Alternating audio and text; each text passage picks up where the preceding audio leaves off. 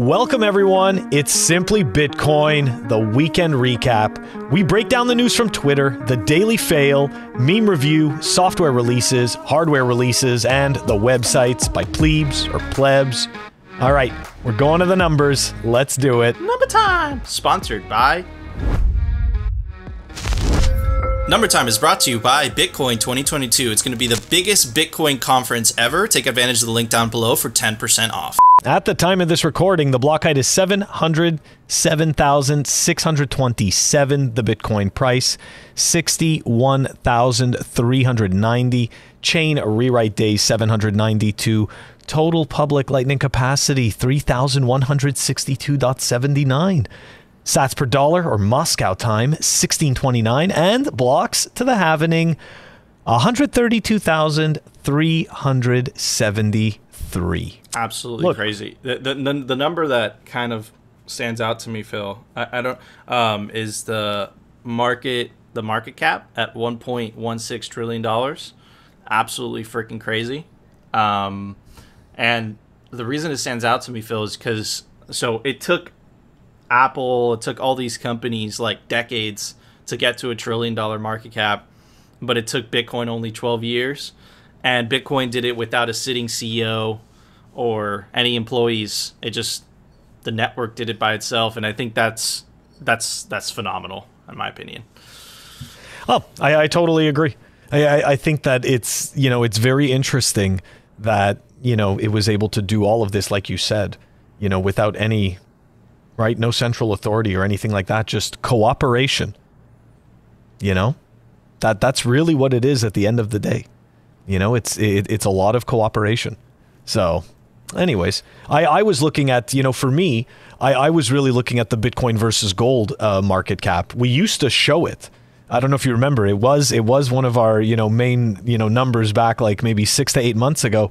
And mind you, we were at like 5% then, and I'm looking at it right now, and it's 9.90. So we're almost, at 10% of the Bitcoin versus gold market cap. And for me, not that I really care so much about gold, but for me, that when we overtake gold's market cap, and I know that there's plenty of people out there, plenty of no coiners and normies that think that we're crazy, but it is inevitable. Bitcoin will swallow that value, and it's going to be insane when it happens. I think that people just, they don't even think that it's possible right now, but it's much more, it's not only possible, it's not a question of if, it's a question of when. Anyways. No, dude, it's totally true, and the funny part is, and I feel bad for Schiff, and I'm talking about Peter Schiff, is that gold had a 20,000 year head start, or I don't know how long humans have been trying to, assign value to gold and kind of use it as a money, but I don't know how long it's been used as a money. I'll pop it up, but man, it had like a 10,000 plus year head start, and, Bitcoin's only been alive for, I think it's 13 years now, or 12, 13 years, and dude, boom. Nico. Today's Bitcoin white paper day. It is Bitcoin white paper day. That's right. There you go. But 13 years. Did it launch today? Well, the Bitcoin white paper was dropped today. It was dropped today. But yeah, that's right. It launched January 3rd. Yeah, exactly. Okay. Yeah. I gotcha. Really interesting. But yeah, dude. Dates coming up here. We got some dates coming up. So it beat any company to $1 trillion market cap. And it had a 10,000 plus year head start, or gold had a 10,000 plus year head start, and it beat, and Bitcoin's going to catch up to it, sooner than later, bro. That's absolutely crazy. And man, people are still fucking focusing on dog shitcoins, a copy of a shitcoin. Doge, what was it, Shinubu or whatever, that shitcoin? I don't know. People are focusing on that, and they're really ignoring the fucking signal, and the signal is Bitcoin. But anyways, Phil, it's time for... The Daily Fail, brought to you by... The Daily Fail is brought to you by Amber App. Amber App is the easiest way to invest in Bitcoin. Check out the link down below in the show notes. All right, so we got tagged from Lord Barnaby saying that this is great material. What's he talking about? The Cerebris DAO, or DAO, or however you want to pronounce it. Okay. Yeah, this is just another shitcoin hilarity. Here we go. Welcome to Cerebras Deo, the first decentralized reserve currency that harnesses the power of meme coins. Okay. Keep that in mind, right? Decentralized reserve currency. We will be taking all the best memes and bonding them into our treasury. Our treasury will act as the black hole of meme coins and the powerful communities that drive them. But keep in mind, in the sentence right before, they just told you that it's the first decentralized reserve currency, but yet it has a treasury. Anyways, let's continue along with this. These meme coins will be paired with Cerebras as LP tokens and then bonded into our treasury. So for some reason, a shitcoin has to exist, right? Another shitcoin. So they're going to package all of these other shitcoins, right? Meme tokens, and then sell you a related, supposedly related shitcoin. Anyways. Think of a river that never stops flowing. The river being the powerful memes which have taken the cryptosphere by storm, while dwarfing DeFi blue chips far and wide. DeFi blue chips. That's hilarious. I'm sorry. I couldn't believe this as I was reading this. I'm like, well, what are you saying?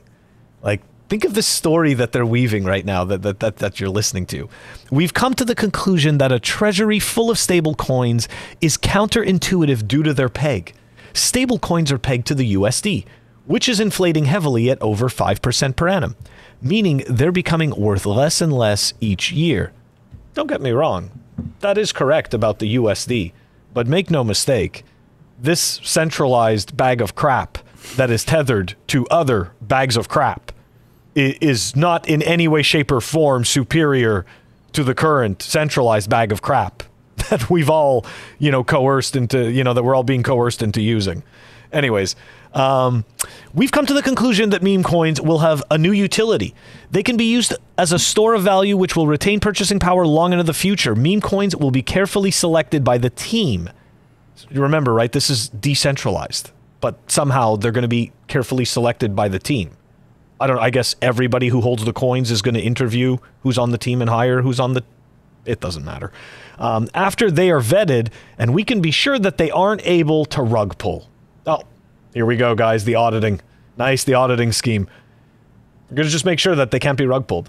And cause a cataclysmic ripple effect on the price of Cerebras and the value of our treasury. For this reason, a proposal will be submitted by the team, at which point the DAO will vote on whether any new meme coin should be introduced into the Cerebras treasury. Okay, so who are these members? Who is this team? Anyways, a group of shadowy supercoders. Yeah, exactly. Oh, you know what? It's even worse than that, right? If the DAO agrees, the meme coin will be added, and people will be able to purchase the LP bonds that are paired with the Cerebras token. As the meme coins grow and become more powerful by going mainstream, the value of our treasury will grow with them. There's no expectation of value here, Nico. It's all the same garbage over and over again, just repackaged.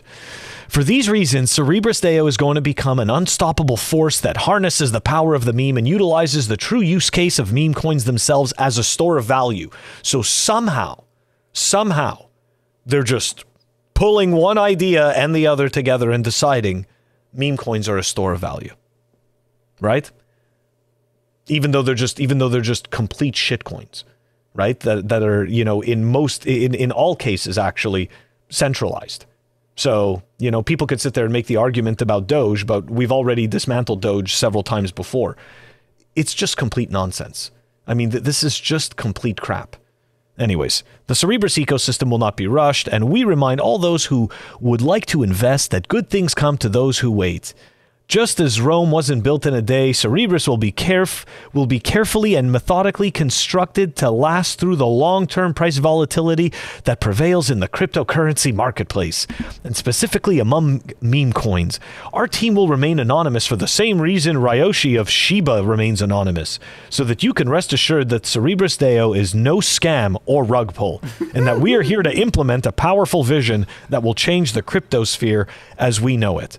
So this is what happens when you've pretty much spent way too much time playing Dungeons and Dragons, okay, and like lots of Magic the Gathering, and you for some reason think that real life works the same way all the time, and you think that people are going to believe this crap. And you think that if you just string these words together, that everyone's just going to look at it and go, this is an amazing idea. None of this needs to be money. There is no reason whatsoever to actually hold any garbage like this. It's created out of thin air. There's no proof of work behind it.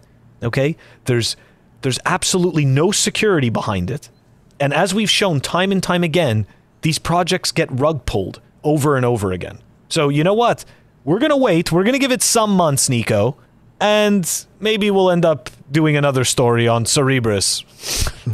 Dude, I agree. I think it's going to, first of all, the name Cerberus, I think that's like a mythological name. I don't know. I'll pop it up if it is. But, dude, when you were talking, it just reminds me of the fiat system. Like all, because it is kind of, the shadowy people. Of course, in the fiat system, at least there's like a face. But is that really the face? Or is that just someone that they want you to think is the face? Anyways, but it's funny, they add bonds in there, it's like these shitcoiners, like, they don't understand. They don't get it. The innovation with Bitcoin is separating the monetary policy away from people, right? Because people could be corrupted, right? Even with the best intentions, right? Inevitably it gets corrupted. The same thing happened with fiat. It started off with very noble goals. It was connected to gold, the Bretton Woods Agreement, right? And then over the decades, right, the politicians are like, could we just print a little bit more? Could we just print a little bit more? 1949 to 1971, that was a couple decades. They took it off the gold standard. And then, we find ourselves where we are now, right? Which is most people don't own property. Most Americans only have, up to, I think the last time I saw this stat is like 40% of Americans don't have enough emergency savings for a $500 accident, right? It's just crazy stuff like that. And I think a lot of people blames themselves for this whole mess that we're in. But in reality, it's not really them. It's the money that's broken. And these shit coins, it's just like, it's not fixing the actual problem. It's just making the problem 100 times worse. Yeah. So yeah, man, it's very scary stuff. And I think Cerberus, that's a very menacing name. You know what? To your point, right? Not only is it worse, but it's even faster. Like it's like it's one of those things where, don't get me wrong, we've already shown many rug pulls with a lot of these shit coins, and who's to say that none of these shitcoins end up rug pulling while this quote-unquote Deo is holding this coin in its treasury, right? Like, they can't, it just makes no sense. And again, going back to this idea, like, they're just stringing words together, Nico. Right at the beginning, they sit there and they say it's decentralized, but yet the whole entire article talks about their team and vetting these coins and a single treasury. How do you rationalize that? How do you rationalize that? And then the members of the Deo. Okay. Like, again, I'm sorry, like, I don't see the decentralization. I see a single entity creating a token and pretending that this is decentralized because there are multiple holders of it. Okay, like, and again, there's a huge expectation of value, right? So, we go back to, one of the things that go, Bitcoin purity. Well, there was no expectation of value with Bitcoin, as we both know.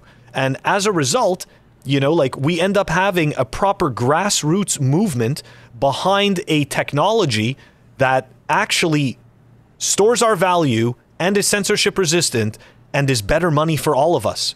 This stuff is designed to do nothing but pump. Okay, these people can't add value into the Bitcoin ecosystem, so they try to shill their own garbage and they try to scam others. Well, anyways, it says it right there, dude. It's like more mainstream acceptance. What does that mean, mainstream acceptance? That really means people buying our bags, right? And just to kind of touch on what you were saying about this purity thing, Bitcoin was born in a virgin birth. What does that mean? That means that when Satoshi discovered or invented Bitcoin, whichever way you decide to see it, he didn't know that it would have value. It was an experiment. He ran, Bitcoin, and he mined Bitcoin with no intention of making money, right? He thought it was a really neat, computer science, experiment, and he happened to solve one of the most difficult problems in computer science, which is the two Byzantine generals problem, right? And he solved it, and that's essentially the innovation of Bitcoin. And then over time, people gave it value, right? All these shitcoins, when they were created by their founders know that these shitcoins would have value. So it's corrupted right from the beginning. It wasn't created from a place of, okay, I think I solved the computer science problem, or, oh, this thing is neat, right? It was more so created of like, we can get rich off of this, right? So the incentives are all kind of, but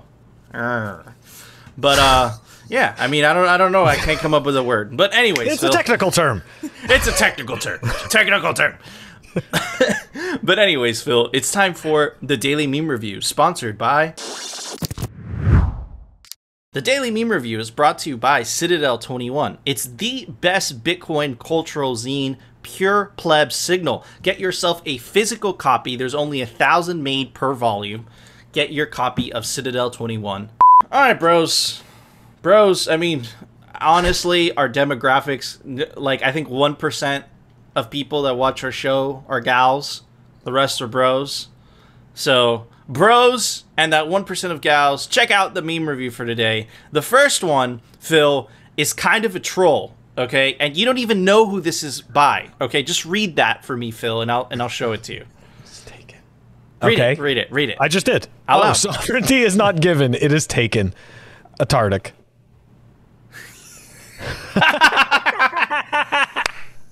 Now, I'm surprised. You know what? He should have done this on April 1st. He should have done this on Halloween. He criticizes inflation, and he fucking releases messages like this, and you're like...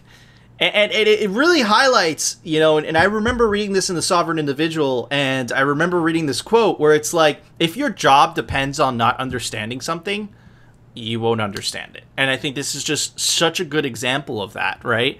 Because at the end of the day, he knows that massive money printing causes inflation. He releases quotes like this.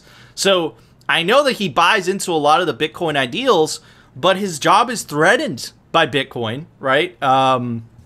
So he has to try not to understand it, or maybe just passively attack it. What do you think, Phil? I'm convinced that he secretly huffs glue. That's what I'm convinced. Yeah, I'm almost sure that he huffs glue, because there's no way he's making any sense. I mean, this guy lives in a fantasy land. A fantasy land. But you're absolutely right. I mean, like, look, he is incentivized not to see it, even if he knows it's true. Like, look, this system, look at what he does, right? Like, look at the power that he has in this system. Look at what it's given him. Do you honestly think he's gonna bite the hand that feeds? No, he's gonna tumble right out of the trash and do their bidding. That's what he does. You're absolutely right. Moving on to the next one. Right, this is a meme. This is a meme. Like, I know he's trying to be serious, but this is such a meme. You gotta take a screenshot of this, right? This is hilarious, right? It's just, anyways. Moving on. Next one is brought to us by Bitcoin Meme Library. Arrogant me. Have fun staying poor.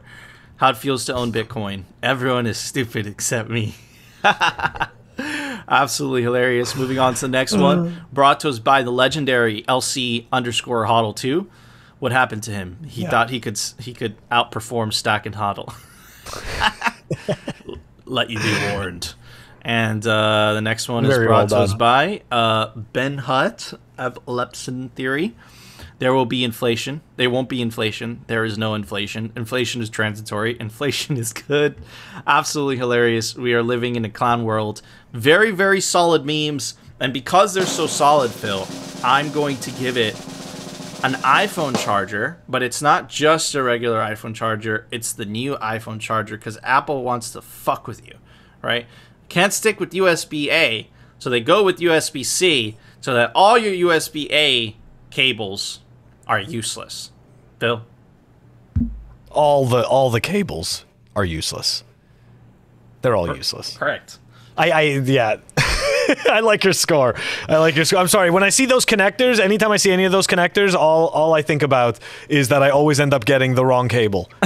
You know, like it's like it looks the same, but it's just slightly too big and it doesn't fit. Anyways, they're making fun of everybody, dude. They go home and they're like, those fucking idiots, they bought our phone. So, okay, so I know that somebody, okay, so you know what? I'm sure that somebody's going to be like, that's some communist shit, but look, shouldn't we all just have one frickin' cable? I mean, really, do we really need to express our individuality through all these different frickin' cable ends? So, do we really, like, does this really have to be a hill that we die on, the cable ends? I'm not a fan. You don't need them. I'm not a fan because I'm a capitalist. Everyone should just have one. That's it. That's the cable. The European Union just passed a law that agreed with you.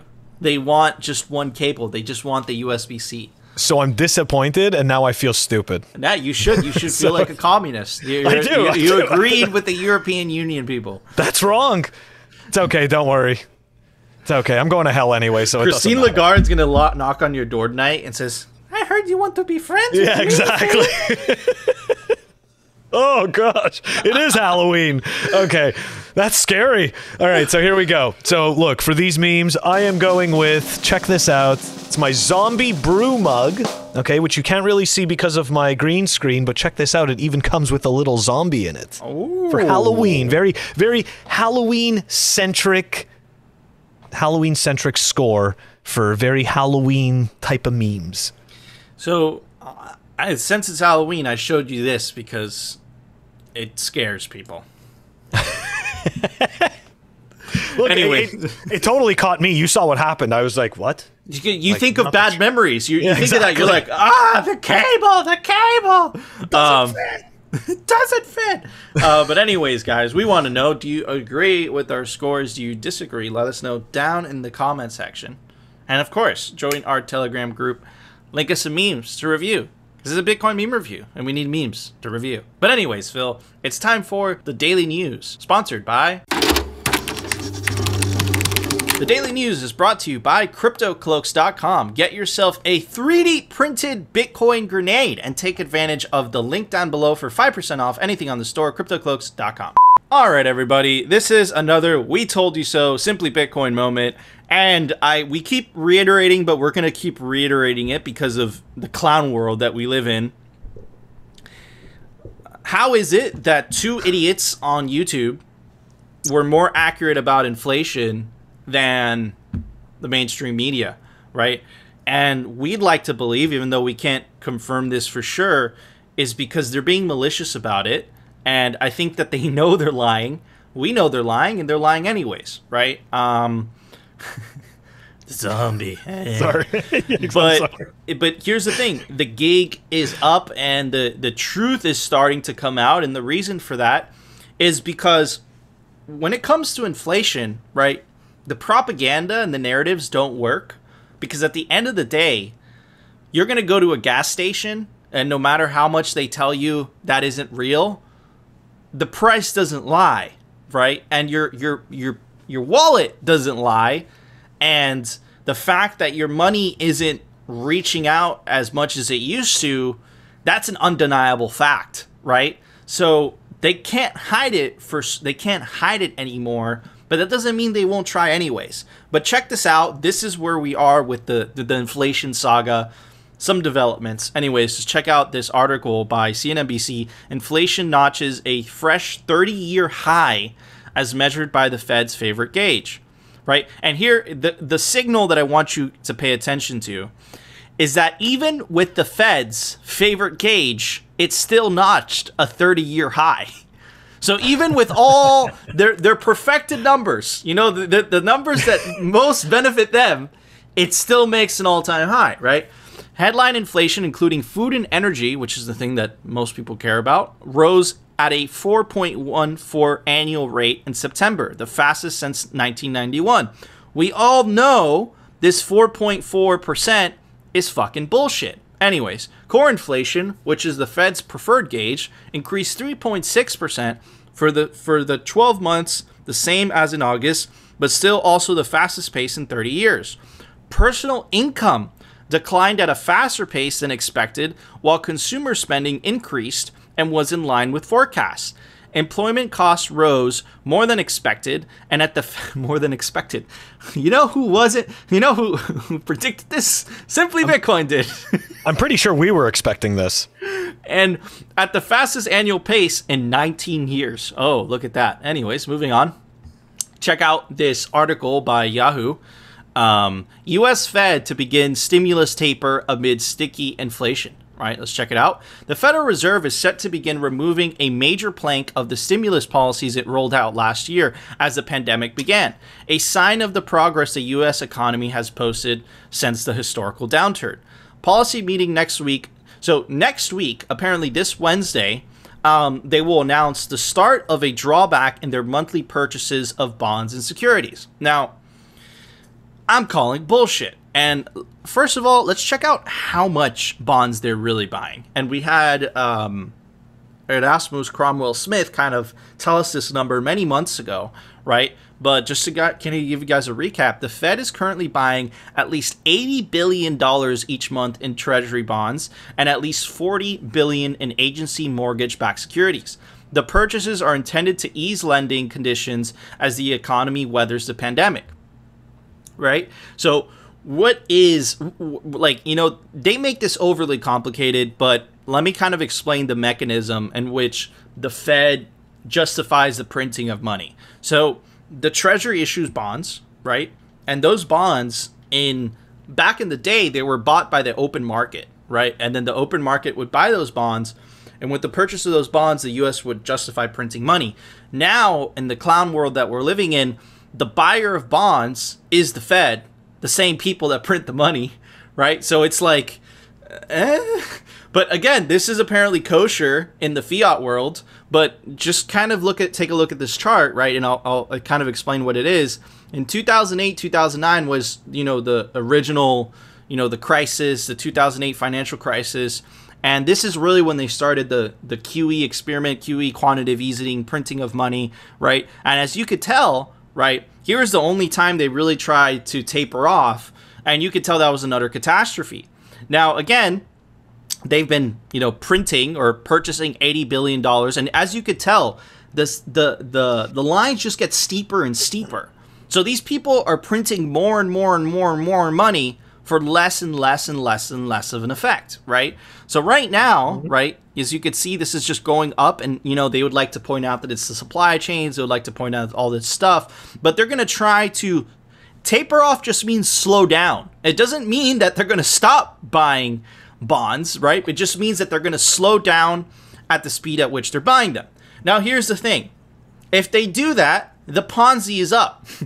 And the whole system collapses. So they're stuck between a rock and a hard place. They taper off and they slow down the inflation, but the stock market and the economy crashes, right? And if they don't taper off, inflation is a bitch, right? So this has led to Jack Dorsey go out on Twitter because he's seeing the information that we're seeing, right? He goes on hyperinflation, right? You had Michael Burry, who also talks shit about Bitcoin, but he also predicted hyperinflation, right? You had a couple other people that are dropping out this, you know, and you saw the reaction from the blue check marks on Twitter, the vitriol from them. It's like, you can't say that word, right? But man, they're fucked. They're fucked, you know? And if you want to protect yourself from this, buy yourself some hard assets. And our favorite one, as you could tell probably, is Bitcoin, right? You know, and it's absolutely scarce. No one could take it away from you. Nobody can debase it. Protect yourself from, to use Ron Paul's, because he's also predicting what we're predicting. Again, we don't like to speculate as much as he does, right? But he's basically saying this is the end of the fiat system as we know it. We'd like to keep our opinions a little bit more reserved, but I'm sure you could, surmise what they are based on our attitude about it.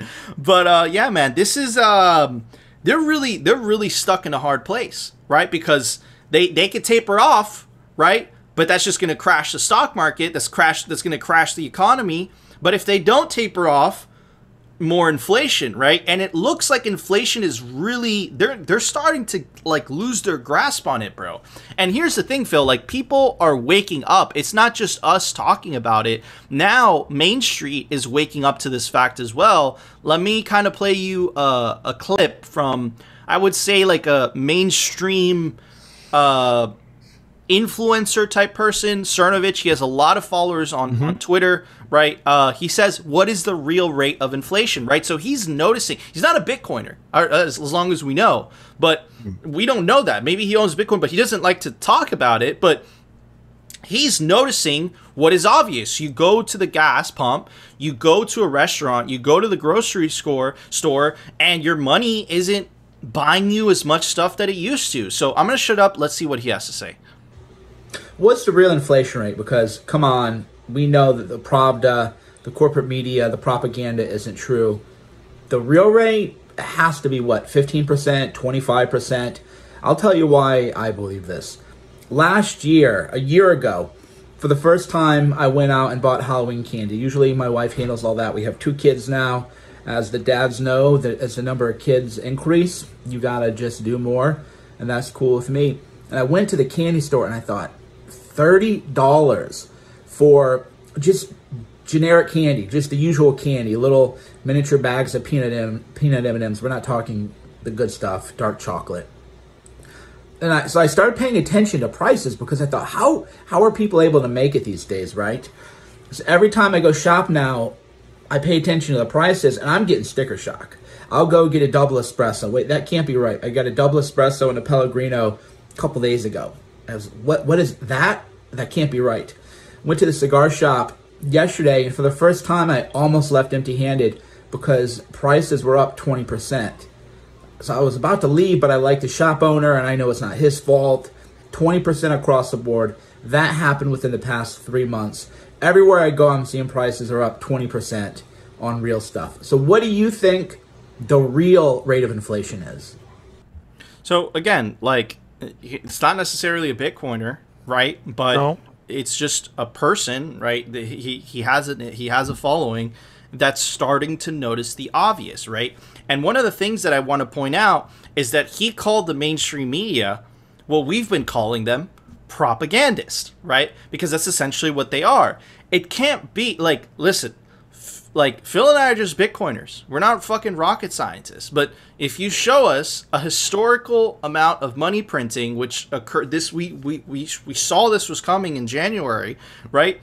Both of us surmise like that's going to lead to inflation. And you know what happened? That's exactly what happened, right? And all the people that you're supposed to trust, they're telling you that's not real. That's not going to happen, right? So again, the people that you're supposed to trust have been consecutively wrong, right? But people are starting to notice, and the propaganda is not having the effect that it used to have, right? Because you could lie and you could spin it as much as you want, but at the end of the day, right, the prices that you're going to pay for stuff, they don't lie, right? Phil, am I crazy? I feel like I'm crazy.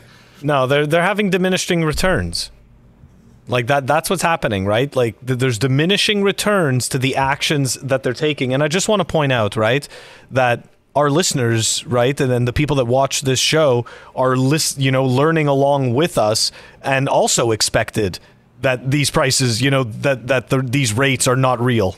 Like what they're showing. So, there's more and more people waking up to the sticker shock, as this guy pointed out, of average everyday products that all of a sudden are just costing more. But yet, when you look at what the government is showing, they're showing rates that are, 3 times less than what you're actually experiencing in real life.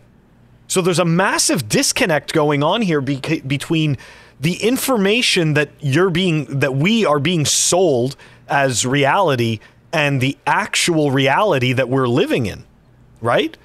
It's yeah, man. It's totally like, it's really crazy. And you know what? I mean, at least a year ago, when we started talking about this and, you know, started covering this stuff, I mean, sure, you know, it seems plausible, but like, no, it can't be that fast. Well, fast forward a year later, these rates are a lot higher than originally suspected. So this is dangerous stuff.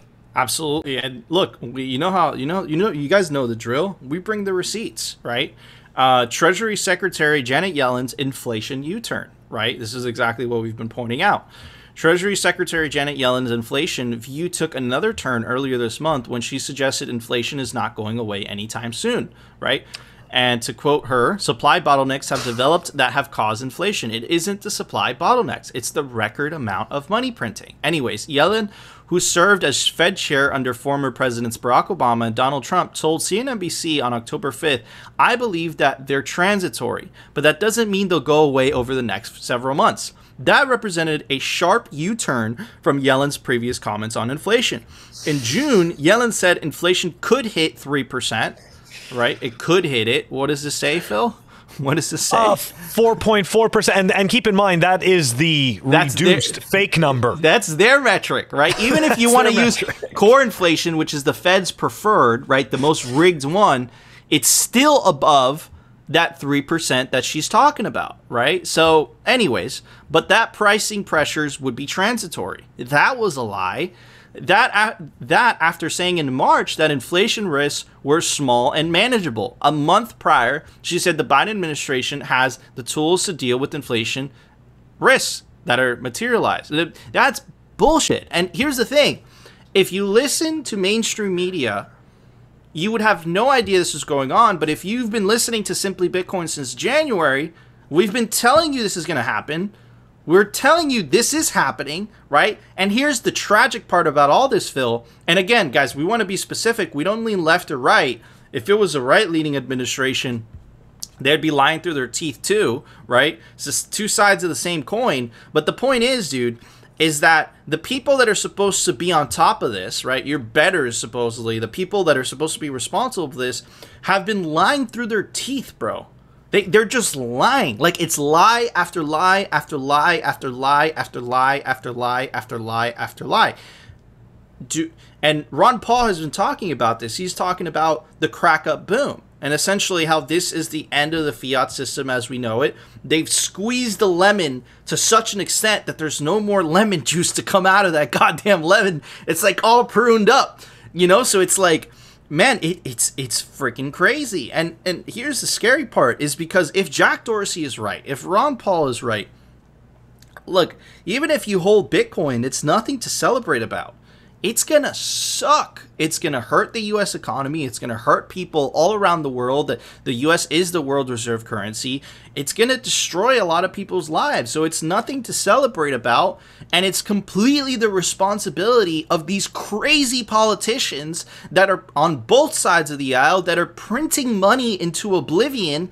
And I think they thought for a very long time that that was not going to have any repercussions whatsoever, right? The good news about this, though, is that now there's a way to opt out. Now there's a way to opt out and put your wealth, your energy, your time into something that can't be debased, can't be confiscated, right? And you could refuse to participate in their monetary experiment. Because that's what this is. They just took you for a joyride to enrich themselves, right? And now, when you're starting to feel the consequences of that joyride, they're not even taking responsibility for it. They're blaming the other guy, right? And they're not even, they don't even have the nerve to tell you the truth about it. They're still lying to you. And the crazy part is that 6 months from now, you know, if inflation is any higher, we suspect that it will be, they're still going to be lying to you about it. They're going to be telling you, inflation isn't 40%, inflation is 10%. And we can still get it under control, you know? And unfortunately, there's going to be some schmucks that believe that, you know? So anyways, Phil. It's definitely, I forget who said this quote, but it isn't the noblest of men who desires to govern over their fellow man. Okay? And there's some really important truth in that. And we can see that playing out in real time. Okay? This is, look, they are at the point right now where there is really nothing left that they can do, right? Like, think about it. In 2008, the mortgage crisis, everybody tapped out all of their savings from their houses. They started borrowing against their homes as the prices were artificially inflated. Okay? Like, there were people that were retired that had to go back to work at like garbage jobs just to make ends meet all of a sudden. Like, this is like, and then it didn't get any better because none of these things properly deflated, right? None of these things properly took their natural course. Were these terrible businesses that were run by crooks, okay, were dismantled and purchased, the good assets purchased by better corporations. That's not what really happened. Okay, all the scumbags were left, and all it was like musical chairs, right? Somebody just took a seat to the left, and that's all it was. And, you know, here we are now, right? They've got nothing left. What are they going to do? It's like you just said. They're going to continue to lie because they have nothing left. So now it's scapegoat time, right? Like, so you'll notice as this is happening, there's a massive amplification of noise, right? In terms of the public and social unrest, right? For different issues. Not to say that those issues are planted or something like that, but it's incredibly convenient that all these things seem to happen at approximately or around the same time, you know, helping to divert attention away, you know, like while everybody's fighting these social issues, they're printing money and they're making everybody poorer. Absolutely. While everybody's sitting there scraping by for their jobs, they're just printing money and making everybody poorer. Yep. And there you go. The worst part about this is that, you know, people are too busy blaming the other political side for all their problems, right? But they're not realizing it's the money printing that's causing all of their problems, right? It's not the other guy on the right side or the other guy on the left side. It's the state, it's the government printing all the money, and they're the ones causing all the wealth inequality. They're the ones causing people not being able to afford their own homes. They're the ones, you know, causing this giant fiat experiment that, you know, that's impoverishing everybody, dude. It's absolutely crazy. But anyways, to pivot a little bit, check out this news, Phil. We all know Compass Mining, right? We had Witt, the CEO, come on the show. Now everyone could mine Bitcoin. They are a hosting company, right? What does that mean? That means if you don't have the necessary infrastructure in your home, you could buy a miner through them and you could mine with them, right? And they'll provide you the cheap electricity and the facility to mine Bitcoin. Well, now they have competition. And competition is a good thing because you know who wins when two companies compete for your business? The consumer. Win. The consumer wins. And now they have competition from our friends at River Financial. And they are, you know, one of those apps. You could download the River app. You could buy yourself Bitcoin. Now you could mine Bitcoin with them. They're also offering kind of hosting, right? You could, you know, join the wait list. Again, it's really cool that there's two big companies offering hosting, right? Really cool stuff. And at the end of the day, the person who wins from all this is you, because you get better prices, you get better services. Monopolies are not so good for consumers. But anyways, moving on, check out this article, right? I think originally it was on Reuters, but it was posted on this third-party website. But anyways, Nigeria launches e-Naira digital currency amid hope, skepticism, and plenty of uncertainty, right? Nigeria on Monday became the first African nation to launch a digital currency, also known as a central bank digital currency. But anyways, e-Naira, with its leaders saying it would increase access to banking, enable more remittances, and boost the economy by billions of dollars. Now, let me translate all of this, right? They didn't launch this out of the goodness of their heart. They launched this because specifically in Nigeria, a good portion of the population has decided to opt out. So now the state, the government is like, we need to give people a reason to use our money. But here's the thing. The government will never be able to offer you a money in which they can't debase. That's the problem. That's the issue that they have. But anyways, but experts on the continent's largest economy and cryptocurrency users say there are more questions than answers in terms of e-naira, and widespread concern about the compatibility of central bank rules, meaning the government has a difficult path to take. No shit. Anyways, central bank governor Goodwin Amafo said at the launch on Monday that the response was extremely enthusiastic and encouraging. Again, lies and lies and lies. You just get lies from these central bankers, right? It doesn't matter if they're in the United States lying through their teeth about inflation. Apparently, you know, the Nigerian central bankers are buying what the bankers in the US are buying. And look how enthusiastic it was, Phil. Adding 33 banks and 2,000 customers. 2,000 customers and 120 merchants. I think Nigeria is a country of tens of millions of people. Only 2,000 customers. It's very enthusiastic.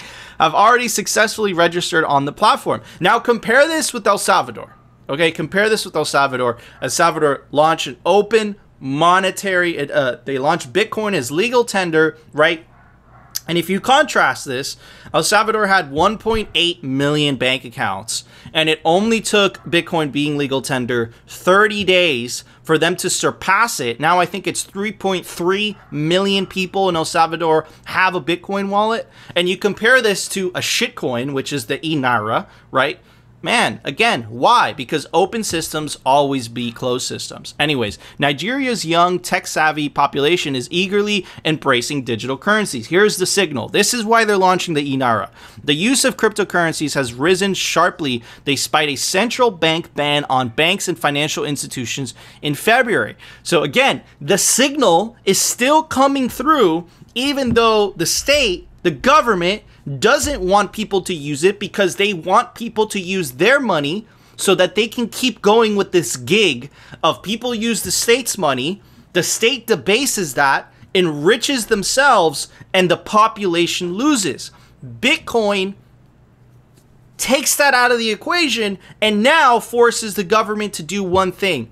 It either has to provide value. If it doesn't provide value, people don't have to use the government's money anymore.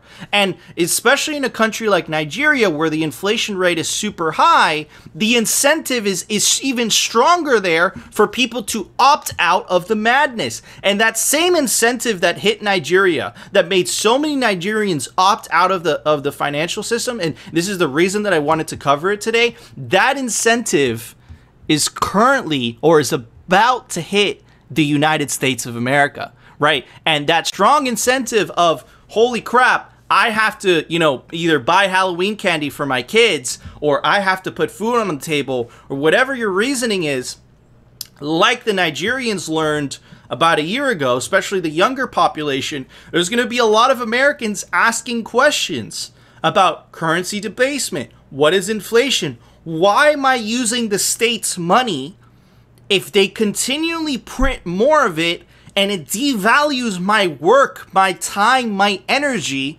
Why not put my money, my time, my energy, my wealth into something that can't be debased nor confiscated, right? Again, I think Nigeria is just showing a glimpse into the future of where this country could be in a couple months. And again, we're not conspiracy theorists. We're not the only ones talking about this. Jack Dorsey, and I think I mentioned this early on the show, was also talking about this when he mentioned hyperinflation coming to the States. It's going to change everything. So this is what I'm talking about. Phil, am I crazy? No, definitely not crazy, unfortunately. Not about this. Crazy about other things, but not for this. Look, that was a pathetic rollout. That number that you read, that was completely pathetic, man. Like, come on. How many of those people were paid to sign up? That's my question, right? With a number that low, that kind of sounds like a door-to-door campaign, you know, like where somebody gave you like a coupon or something like that. I don't know if they do that out there. I'm assuming they have something similar, right? But that's just absolutely pathetic. And it just goes to show, right, that is one of those countries where they understand the proposition of Bitcoin better than we do in the Western world.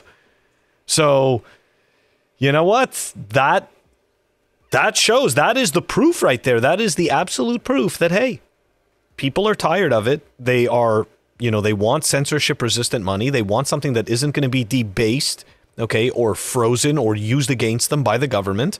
And they're opting out and they're going to Bitcoin, you know? Absolutely. And I think that this is going to happen in the West, and people are going to learn extremely quickly what the benefits of an unconfiscatable, uncensorable, undebasable, I don't know if that's a word, but I just came up with it. What the benefits of that type of money is, what the benefits of sound money is, and I think that they're going to get a crash course on that sooner rather than later. We don't want to speculate too much, but anyways, Phil, there was a software release today. Why don't you tell everybody about it? The software releases are brought to you by CipherSafe.io. Check them out. Physical stainless steel products to help you protect your Bitcoin from various modes of failure. All right. We've got joinmarket version 0.9.3 that was released, and that is a Bitcoin mixing service. Check it out down below in the show notes. Awesome. Thank you, Phil. All right, guys, that was our show. If you enjoyed the show, you know what to do. Smash that like button. And of course, if you want to continue hearing the catastrophic fails from the people that want to make shitcoins, the people that are currently making shitcoins, the central bankers, all of them, and the Bitcoin news from the people perspective, definitely consider subscribing. I will see you tomorrow, guys, for another episode of Simply Bitcoin. Stephen Hanke is the worst.